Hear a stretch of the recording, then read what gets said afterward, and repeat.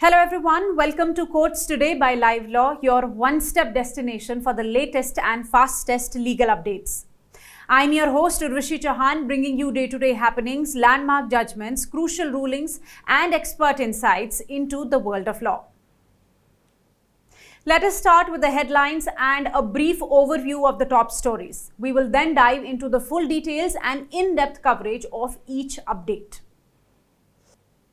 Supreme Court to frame pan-India guidelines on bulldozer actions of persons accused of crimes.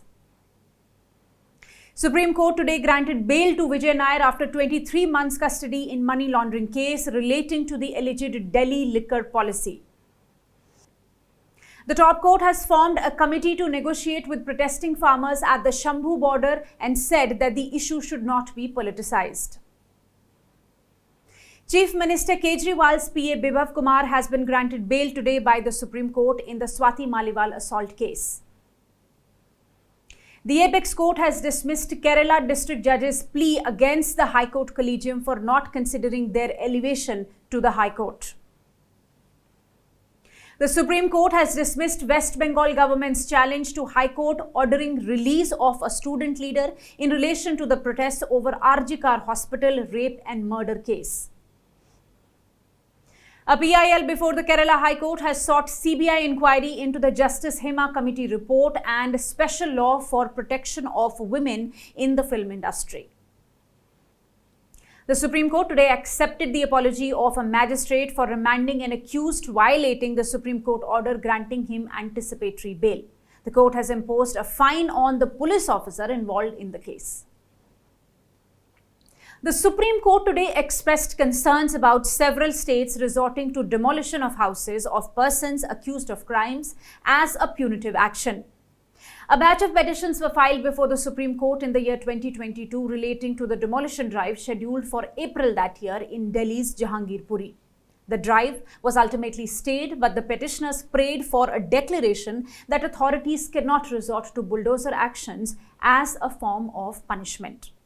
One of these petitions is filed by former Rajya Sabha MP and CPIM leader Brinda Karat, challenging the demolitions done by former North Delhi Municipal Corporation in Jahangirpuri area after the communal violence during the Shobha Yatra processions in April 2022.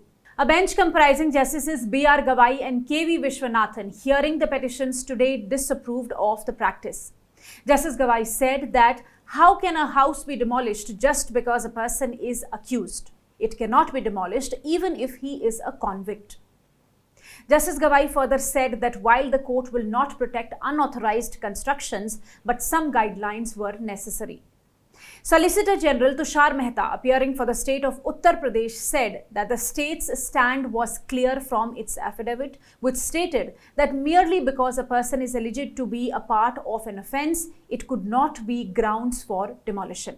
He said that in the cases that were mentioned in the petition filed against the Uttar Pradesh government, notices for violations were sent to the persons, and since they did not respond, the unauthorized constructions were then demolished following the process in the municipal laws. Senior advocate Dushyant Dave, appearing for Jamaat Ulema-e-Hind, said that several houses of persons were demolished in Delhi's Jahangirpuri immediately after the riots in April 2022 on the allegation that they had instigated riots. Senior advocate Chandroday Singh cited a case from Udaipur where a person's house was demolished because the tenant's son was accused of a crime. The court, expressing intention to lay down pan-India guidelines to address the concerns, has asked the parties to submit draft suggestions which can be considered by the court to frame the guidelines. In the recent few weeks, various accused in the alleged Delhi liquor policy scam have been granted bail, including Aam Aadmi Party leader Manish Sisodia and BRS leader K. Kavita. Today, the Supreme Court granted bail to Vijay Nair, the former communications in charge of the Aam Aadmi Party, in the money laundering case related to the national capital's excise policy. Nair has been in custody for approximately 23 months. Senior advocate Abhishek Manu Singhvi, appearing for Nair, argued that co-accused Manish Sisodia and K. Kavita were granted bail, and Nair was on better footing than they were, as he had already been granted bail in the predicate offence. Additional Solicitor General S.V. Raju cited the threshold bar under Section 45 of the PMLA, which imposes stringent conditions for granting bail in such cases. He opposed the bail. The court noted that Dinesh Arora, an accused who turned approver, had implicated Nair in his 12th statement, although earlier statements did not do so. ED had filed 9 prosecution complaints in the case, and Nair had remained in custody for about 23 months. The court further noted that despite an assurance from the Enforcement Directorate in October last year that the trial would be concluded within 8 months, the trial had not even commenced. The court emphasized the right to speedy trial and fundamental right to liberty under Article 21 of the Constitution, which are not subject to the stringent provisions of Section 45 of PMLA. A bench of Justice Rishikesh Roy and Justice S.V.N. Bhatti stated that the principle of bail is the rule and jail is the exception would be defeated if the petitioner remained in custody without trial. Next, in the matter concerning Shambhu border blockade, the top court has today ordered constitution of a high-powered committee to hold negotiations with the farmers who are protesting at the border and the states of Punjab and Haryana. The bench of Justices Suryakant and Ujjwal Bhuya was hearing the petition filed by State of Haryana against an order of the Punjab and Haryana High Court to remove the blockade at the Shambhu border, which, as you are aware, was erected by the state of Haryana to prevent the protesting farmers from marching to Delhi. The high-powered committee will be headed by Justice Nawab Singh, who is the former judge of Punjab and Haryana High Court. The court has urged the committee to reach out to and request the agitating farmers to remove their tractors, trolleys, etc. from the Shambhu border at the national highway so as to provide relief to the general public. The protesters are at liberty to shift their agitation to an alternate site identified by the authorities. Also, the bench cautioned the farmers to stay away from political parties and observed that the farmers' protest must not be politicized. In the next update, a bench of Justices Suryakant and Ujjwal Bhuya of the Supreme Court today granted bail to Delhi Chief Minister Arvind Kejriwal's personal assistant Bibhav Kumar in the Swati Maliwal assault case. If you recall, an FIR was registered against him on the written complaint by Aam Aadmi Party's Rajya Sabha MP Swati Maliwal, who alleged that Kumar assaulted her when she went to meet Mr. Kejriwal at his residence on 13th May this year.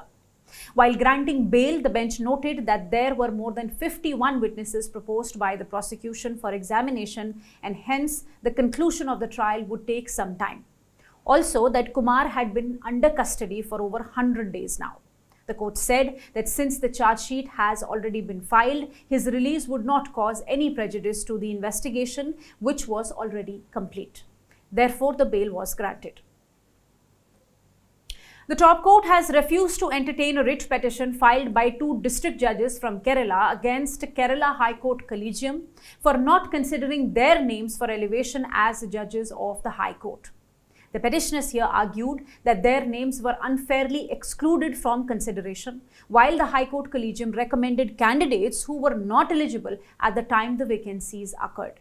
They claimed that they were not demanding appointment to the High Court as a right, but were asking for equal and fair treatment.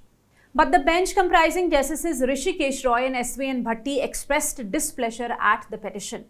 When the Petitioners' Council submitted that the Supreme Court had recently heard a similar petition filed by 2 district judges from the state of Himachal Pradesh, the bench replied that it was a case where the Supreme Court Collegium itself had asked the High Court Collegium to consider the names of the petitioners in that case. The petition was eventually dismissed as withdrawn. Though the Petitioners' Council sought liberty to pursue other remedies, the bench refused to grant any such liberty. In another update, the Supreme Court has today dismissed West Bengal's challenge against bail granted to student leader Sayan Lahiri, involved in protests over the RG Kar Hospital rape and murder case. Justices J.B. Pardewala and Manoj Mishra were hearing the state's appeal against Calcutta High Court's decision to grant bail to Lahiri, who is the alleged leader of Paschim Banga Chhatra Samaj. This group had called for protests and marched towards the state secretariat in Nabana. It organized protests that, despite being claimed as peaceful, led to widespread violence and serious injuries to both protesters and police personnel. Lahiri's mother had approached the High Court to quash the FIRs against him. Justice Pardewala refused to hear the petition today and remarked that the ideal approach for the state before the High Court should have been to raise objections as to why no separate petitions under Section 424 of CRPC were filed, quashing each of the FIRs. A public interest litigation has been moved before the Kerala High Court seeking to place the entire Justice Hema Committee report before the Central Bureau of Investigation for inquiry. The petition also seeks to formulate a special law to protect women in the film industry. Justice Hema Committee report, which was released in 2019 but made public last month, has made headlines for its contents. The committee's study revealed that women in the film industry face numerous issues, including sexual demands, sexual harassment, gender discrimination, lack of safety in workplace, insufficient basic facilities, wage disparities, etc. The present PIL alleges that the state machinery has failed to register crimes or carry inquiry after the publication of the Justice Hema Committee report. It is alleged that the state government had failed to take any action based on the report that was submitted as early as the year 2019. It is also stated that the state machinery is duty-bound to investigate the criminal offences disclosed in the report. The plea further alleges that the offenders called out by victims were film stars with high political influence and that there was a reasonable apprehension that there will be an impartial investigation. It is stated that the agency that investigates must carry out a fair and unbiased investigation into the criminal offences that have been alleged in the report. The plea also states that the state government has failed to ensure women's safety by enacting a special law for the protection and safety of women in the cinema industry. Lastly, the Apex Court today passed the sentence in the contempt case against a police officer and the judicial magistrate from Gujarat for the arrest and remand of an accused in violation of Supreme Court's order granting him interim anticipatory bail. One Tushar Bhai Rajnikant Bhai Shah was named as an accused in an FIR for the offence of cheating and had approached the Supreme Court after the Gujarat High Court denied him bail. On 8th December, while issuing notice on his petition, the court had granted him interim anticipatory bail with the condition that he should continue to cooperate with the investigation. Despite this, he was served with a notice on 12th December directing him to remain present before the magistrate in response to the police's custody application.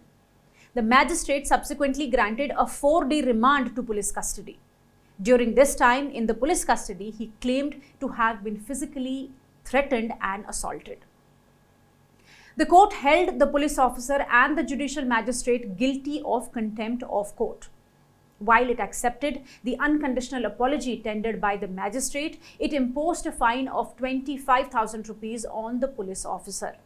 The top court considered that the judicial officer has a 14-year unblemished career record and that there was an erroneous practice followed by the Gujarat courts whereby police are allowed to seek remand of accused despite the grant of anticipatory bail. If you wish to know more details about the cases that I mentioned here, you can visit our website at www.livelaw.in. Stay ahead with quick legal updates only on Live Law. Do not forget to like, share and subscribe and support us. You can also support us by donating through the thanks button at the bottom of our videos or consider becoming a member at just 89 rupees per month.